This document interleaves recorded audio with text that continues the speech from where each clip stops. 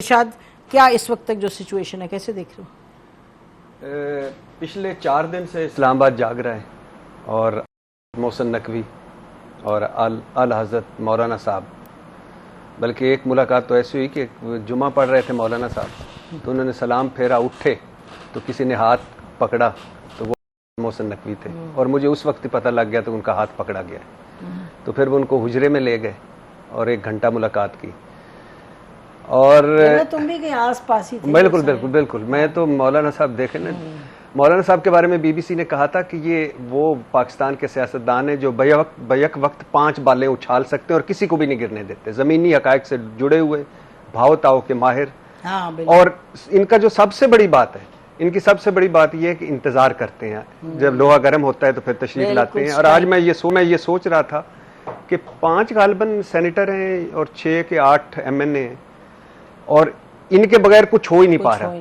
ایک عمران خان صاحب تھے 120-22 قومی اسمبلی میں، پنجاب حکومت، کے پی حکومت، آزاد کشمیر حکومت، جی بی حکومت، تو یہ سیاست جو کہ اب زیادہ کے نظر بن چکی، لیکن جو پاکستان کی سیاست ہے اس میں ہوتا ہے کہ اچھے وقت کا انتظار کرو، ذرا یہ ٹیسٹ میچ ہے، T10 T20 بھی کرو۔ جی وہی مولانا صاحب تو ماشاءاللہ دونوں جماعتوں کو کرپٹ کہتے تھے، دونوں کی کشمیر کمیٹیوں کے چیئرمین، اور ایک عورت کی حکمرانی قبول نہیں تھی، بے نظیر بھٹو قبول، اور عمران خان یہودی ایجنٹ۔ ارے بھائی سیاسی بیان تھا، وہ مجھے آ کے بتا دیتا کہ نہیں ہے۔ تو مولانا صاحب تو خیر کمال کے آدمی ہیں۔ اب صورتحال یہ ہے جی کہ ایک میرے محترم قاضی فائز عیسیٰ صاحب کے لیے سارا میلہ سجا ہوا ہے، اور اس کے اگر آپ اس کو مزید کریں تو منصور علی شاہ صاحب یا منیب اختر صاحب چیف جسٹس نہ بنے اور یہ بن جائیں، یہ آزاد عدلیہ پر ایک باقاعدہ منظم حملہ ہے۔ یہ عدلیہ کے پر کاٹے جا رہے ہیں، یہ سارے مل کے، اور ہمیشہ سے ہوتا آیا ہے وقفے سے، لیکن اب آپ دیکھیے کہ اگر چیف جسٹس وزیر اعظم لگائے گا،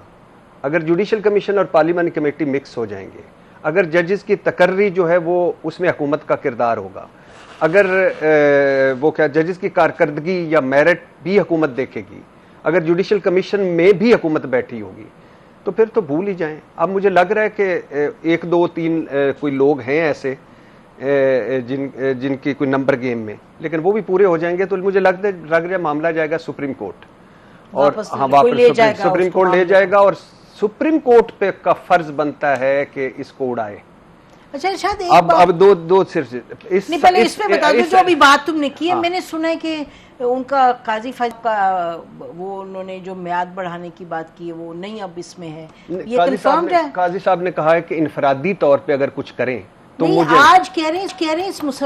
مسودے میں نہیں ہے عمر بڑھانا۔ نہیں، یہ اس کو کوئی کنفرم نہیں ہے۔ ابھی آخری لمحے میں کیا ڈالا جاتا ہے، کیا نکالا جاتا ہے، ابھی آخری لمحے میں تو دیکھیں نا، وہ گلاب جامن میں جو کڑوی گولی جو ہے وہ گلاب جامن میں ڈالی گئی ہے۔ تو اب 2 باتیں، ایک تو بڑی خوشی ہوئی ہے جس ساری بھگدڑ میں، اس جاگ میں، جو آخری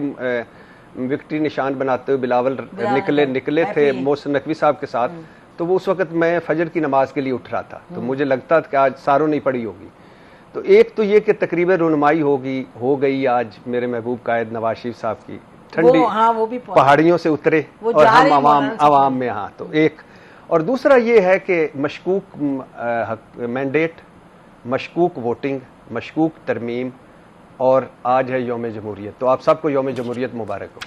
اچھا، جمہوریت مبارک ہو۔ جسٹس شائق عثمانی صاحب ناظرین ہمارے ساتھ ہیں۔ السلام علیکم جسٹس صاحب، بہت شکریہ ہمیں جوائن کرنے کا۔ تو یہ ابھی ارشاد بھٹی کہہ رہے تھے کہ یہ جو سب کیا جا رہا ہے اس میں کچھ لوگوں کو باہر رکھنے کا مقصد یہ ہے کہ کچھ لوگوں کو باہر رکھا جائے، اور چیف جسٹس جو کہ پہلے تو ایک it was a given thing کہ جی جسٹس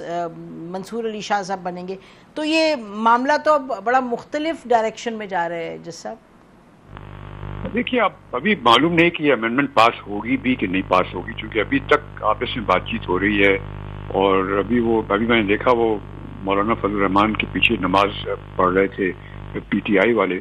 تو اب وہ مل رہے ہیں، تو کچھ ابھی فیصلہ نہیں ہوا، 10 بجے کریں گے۔ ساری ایوری تھنگ ریوالو اراؤنڈ مولانا فضل الرحمان، وہ کس طرف جاتے ہیں۔ اب ان کا پتہ نہیں کیا ہے. بات صورت اگر فرض کیا وہ ایکسیپٹ کر لیتے ہیں یہ جو امینڈمنٹ کرنا چاہتے ہیں, تو اس صورت میں جو چینجز کافی آ جائیں گے جوڈیشری میں, اور میرے خیال میں وہ بہتری کے بجائے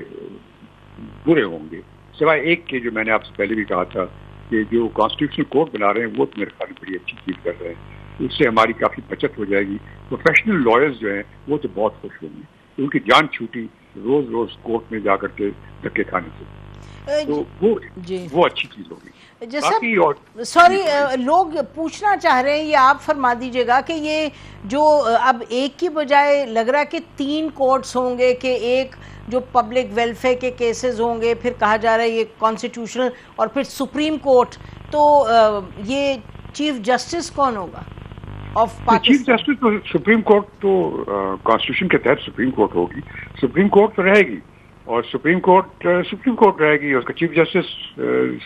پاکستان کا چیف جسٹس ہوگا. کانسٹیٹیوشنل کورٹ ایک ایڈیشنل کورٹ بنے گی الگ سے, جس کا کام صرف یہ ہوگا کہ جو سیاسی نوعیت کے کیسز ہوں گے وہ اس کے پاس جائیں گے. وہ ٹھیک ہے, وہ کرتی رہے فیصلہ. اور ان کی اپوائنٹمنٹ کیونکہ پاکستان کے سیاق و سباق میں تو وہ بڑا اہم کورٹ ہوگا, کیونکہ یعنی کہ ساری پاور اور پالیٹکس کے جو سوال ہیں وہ تو وہاں جائیں گے, تو اس میں ججز کی اپوائنٹمنٹ کون کرے گا, کیا ہوگا؟ اب وہ تو بعد میں پتہ چلے گا جب یہ لے کے آئیں گے امینڈمنٹ, اور اس کے بعد وہ رولز بنائیں گے, اس کورٹ کے ہر کورٹ کے رولز ہوتے ہیں, وہ جب بنائیں گے تو وہ تو ایک بات کی چیز ہے, لیکن جو پرنسپل وہ میرے خیال میں بہتر ہوگا ہمارے ملک کے لیے. کیونکہ آج کل ہمارا سب سے بڑا پرابلم یہاں پر ہوتا ہے کہ باہر کے لوگ انویسٹ نہیں کرنا چاہتے پاکستان میں, کیونکہ ان کو پتہ ہے کہ یہاں پہ ڈسپیوٹ ریزولوشن کا کوئی طریقہ ہی نہیں. جی, تو یہ ابھی کہہ رہے تھے ارشاد بھٹی کے جو سپریم جوڈیشل کاؤنسل اور جو پارلیمنٹری کمیٹی کو آپس میں مرج کر کے تو وہ پھر اپوائنٹ کریں گے ججز, تو اس پہ بہت سارے سوال اٹھیں گے میرٹ کے حوالے سے. میں آپ کی بات صحیح پریزنٹ کری نا؟ جیسے جج صاحب نے کہا کہ جو کچھ سنا جا رہا ہے ابھی, یعنی ابھی مسودہ تو میرے خیال سے میں نے پرسوں ترسوں پوچھا تو 90% وزراء کو بھی نہیں پتا تھا کہ کیا ہو رہا ہے, تو الحمدللہ. تو میں تو وزیر بھی نہیں ہوں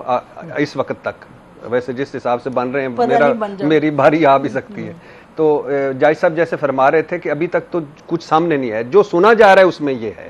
تو جیسے ہاؤ ڈو یو سی دس کہ اگر مرج ہو جائے سپریم جوڈیشل کاؤنسل اور پارلیمنٹری کمیٹی اور پھر ججز کی تعیناتی ہو, اگر